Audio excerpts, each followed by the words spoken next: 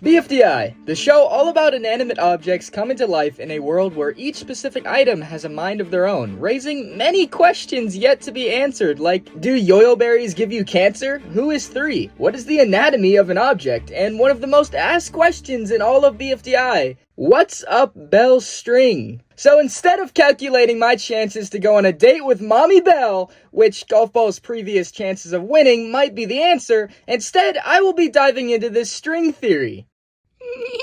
See what I did there? String theory, like Belle string. And what you find out might not be the answer you were expecting. For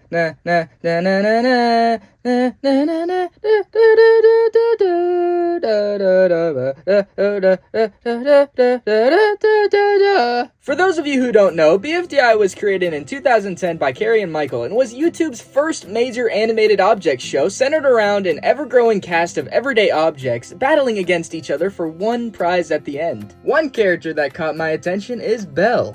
I mean, just look at her. Dear God! Okay, I get 1 or 2 weird comments top for this video.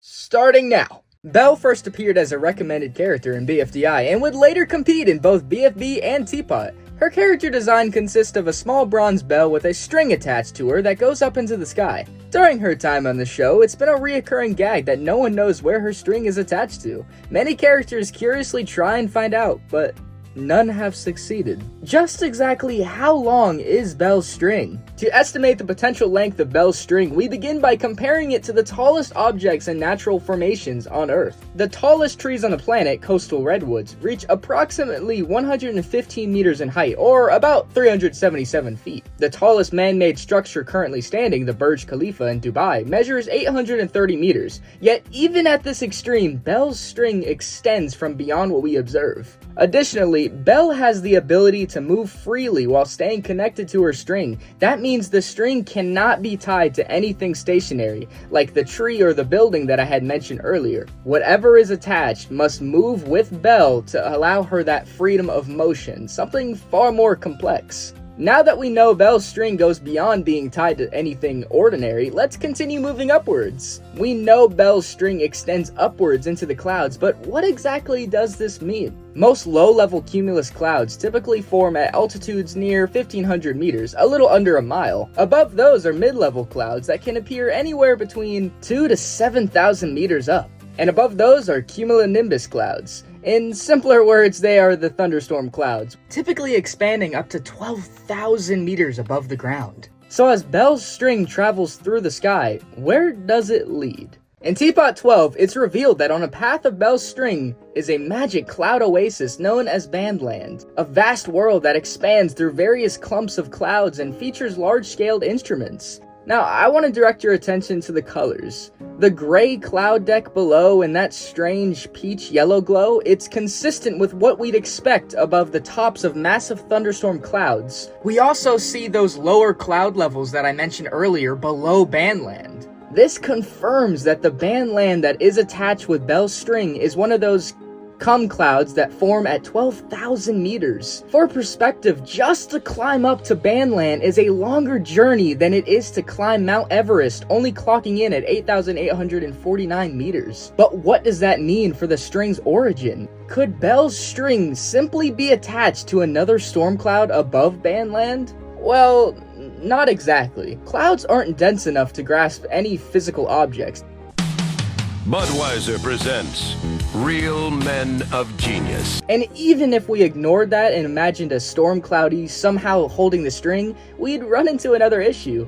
The air currents. Thunderstorm clouds are constantly moving and evolving, all creating violent turbulence. If Belle's string were anchored to one, it would whip violently around instead of staying straight and still, like we do see in BFDI. So a floating cloud anchor isn't possible. Does that mean Belle extends away from clouds and into space? What if Belle's string was attached to a satellite in orbit? The closest candidate would be the International Space Station, orbiting at about 400 kilometers above Earth. A farther possibility is is a geostationary satellite sitting at about 35,786 kilometers away. And if we go to the extreme, some satellites orbit as far as the moon's distance, over 373,000 kilometers. At first glance, this sounds incredible that this string is that long, but this theory couldn't work either. The ISS, for example, moves at 28,000 kilometers per hour to maintain its orbit. If Bell's string were tied to it, every time Bell shifted an inch, she'd need to pull the entire International Space Station to fight against its orbital velocity. The ISS weighs about 420,000 kilograms. I think Bell is a beautiful, sexy goddess, but even she does not have that godlike strength. So if there's nothing beyond space that stops Bell's string, then at this point, Bell's string can just keep going. Past the atmosphere, across space, beyond the galaxy, going on for infinity. As the universe expands, so too does Bell's string. So is that it? Is that the answer? Not exactly. Bell's string at this length is far beyond anything that could even exist in our real world without major physical problems. When we apply the rules of physics, Bell shouldn't exist. To start, Bell appears to hang perfectly in place when she's not moving. That means she's in a state of equilibrium. Two forces are acting on her: gravity pulling down and the string pulling up. For Bell to stay balanced, the upward tension of the string has to exactly equal the downward force of her weight. A medium-sized bronze bell is about 40 to 50 centimeters tall with a diameter of 30 to 40 centimeters. Bronze is extremely dense, around 8,700 kilograms per cubic meter. Realistically, Bell would weigh roughly 61 kilograms. That's about 135 pounds. God damn, I told you Bell was thick! Okay, so Bell weighs about 61 kilograms. To figure out how much force that puts on the string, we use the basic equation for weight. Force equals mass times gravity. Gravity on Earth is about 9.8 meters per second squared, so 61 kilograms times 9.8 equals roughly 600 newtons of force, just from her own weight while staying perfectly still. That's not to mention any movement, swinging, or contestants climbing her would double the amount of tension. And now this is where the length we talked about causes major issues. Let's be generous and assume the string is made of an ultra-light material weighing just 0.01 kilograms per meter. Now you have to measure the string's tension by adding in itself. And if this string is going thousands of meters up into the sky, the combined weight of that string would be 40 times the weight of Bell herself, and the tension of that string would be an astronomically high load. Approximately 40,000 newtons of force. Every inch of this string would be under tension. Bell would be collapsing, and the anchor point holding it all would be equivalent to holding a skyscraper with dental floss. That state of equilibrium cannot possibly remain stable without a total collapse. It violates every rule of material science, mechanics, and gravitational physics we know. But maybe, just maybe, the string is made of a magic string that can't break, right? Then what would be the next... Wait a minute. If she's inside a submarine or inside the hotel, then where is her string going? How could it possibly go into the sky then? And wait, what? We see her detach from her string? This doesn't make any sense. Nothing makes sense. Bell's string, as we think it, cannot exist in any possible way. Not only can it physically not work in terms of science, but there are actual continuity errors with Bell's string. And that's because what's actually up Bell's string isn't an object at all. It's the writers. Maybe that's not exactly the answer you were hoping for, but just hear me out. Bell's string never was going off into the sky. It's always been ending when the screen does. That's why when she's in a closed area, her string is still visible. There's no fixed length of Bell's string. It's whatever's written on screen. But this goes one step further.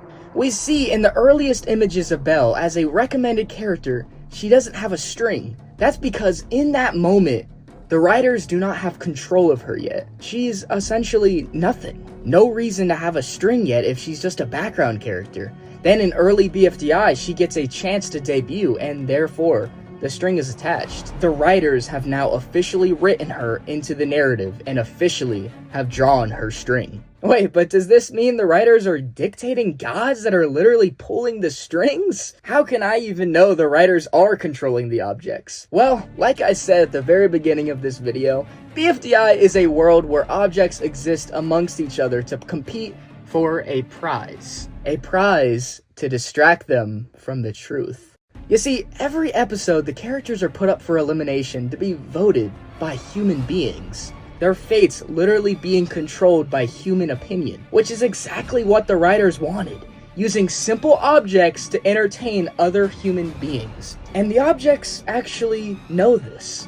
They understand the voting. They've made comments about this very cycle, calling them the viewers. But if they know, why aren't they confronting the writers, the human beings that control them? Well, because they're scared. You see, within all these objects, there's one outlier. One that shouldn't actually exist in an object world. David, the most simple yet deadliest character. He's the closest representation to human beings, and the writers purposely put him in BFDI as a symbol. Many of the characters are scared and disgusted of David's appearance, and the David species are giant, terrifying creatures. This is to make sure that objects are afraid of the image of humans and elicit fear, stopping any chance of a revolt. David is a simple trick to keep the objects in line.